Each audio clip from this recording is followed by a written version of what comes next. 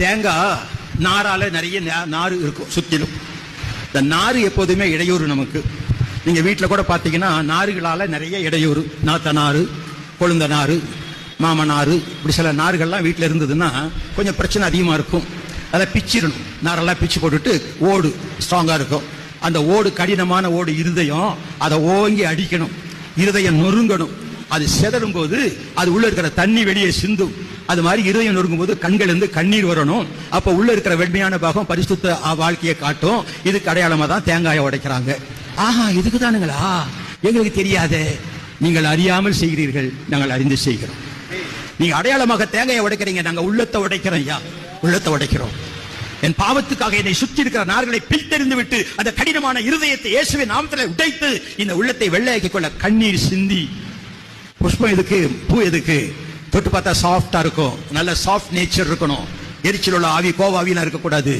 தொட்டா சுனிங்க ஆவி இருக்கக்கூடாது. சாஃப்ட் நேச்சர் இருக்கணும், மிருதுவா இருக்கணும். அதே சமயத்தில் அந்த பூ வாசனை வீசுது. நம்ம கிறிஸ்தவர்களுக்கு 2 வாசனை இருக்கு. சொல்லுங்க, என்னென்ன வாசனை? ஒரு பாட்டில 2 சென்ட் இருக்காதுங்க. ஆனா இந்த பாட்டில 2 சென்ட் வச்சிருக்காரு.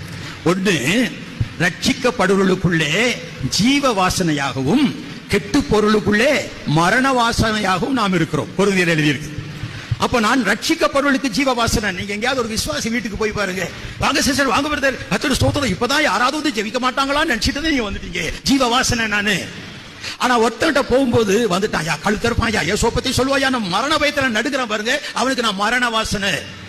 இந்த வாசனையை அறிவிக்கிற மலர்களை அவருக்கு தூவி, இப்படிப்பட்ட வாசனை உடையவனாக என்னை மாற்றும் ஆண்டவரே. பழம் எதுக்கு? நான் கனி நிறைந்தவனாய் இருக்க வேண்டும். என்னை மற்றவர்கள் ருசிக்க வேண்டும்.